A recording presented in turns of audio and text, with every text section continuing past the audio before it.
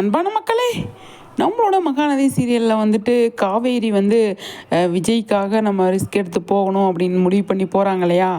அதை வந்து இன்றைக்கி சீரியலில் பார்த்துட்டு கமெண்ட்ஸில் வந்து நிறைய பேர் அப்பளத்தை பற்றியே பேசாதீங்க, அப்பளத்தை பற்றி பேசி பேசி நீங்கள் டென்ஷன் படுத்துகிறீங்க, காவேரிக்கு அப்பள பிஸ்னஸ் மட்டும்தான் இருக்கா, வேறு எதுவும் இல்லையா அப்படின்னு சொல்லிட்டு இது ஒரு 2 வாரத்துக்கு முன்னாடி வந்து நிறைய பேர் வந்து கமெண்ட்ஸில் சொல்ல முடிஞ்சது.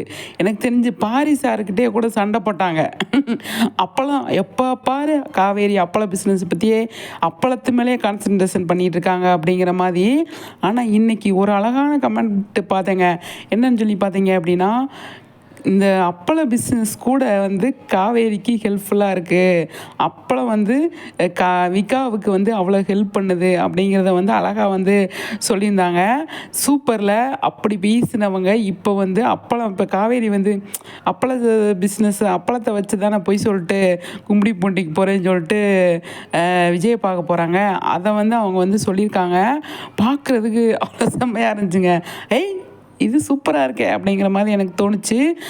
அப்பளம் பிஸ்னஸ் வச்சு காவேரி வந்து விஜயை பார்க்க போனது இப்போ அப்பளம்ன்ற பேரை கேட்டாலே அவங்களுக்கு பிடிச்சி போச்சு அப்படின்னு அவங்க வந்து அதை சொல்லியிருக்காங்க.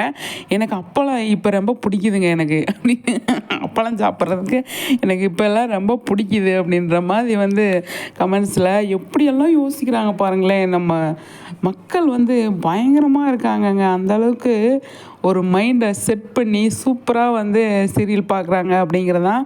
இப்போ அப்பளம் வந்து விஜய்க்காக அப்பள பிஸ்னஸை வந்து ரீசனாக சொல்லி போனால் ஓகே, அவங்க அம்மாவுக்காக அப்பள பிஸ்னஸை வந்து சொல்லிட்டு போனால் அது ஓகே இல்லை. காவேரிக்கு 2 பக்கம், ஒரு பக்கம் மற்ற அந்த மாதிரி சொல்லுவாங்க இல்லையா, அது மாதிரி 2 பக்கமே காவேரிக்கு பிரச்சனை அப்படிங்கிற மாதிரி வந்து செம்ம ஒரு விஷயத்தை வந்து இன்னைக்கு கொண்டு வந்தாங்க. நல்லா இருந்தது பார்க்குறதுக்கு, சூப்பராக இருந்துச்சு அப்படின்னு தான் சொல்லணும்.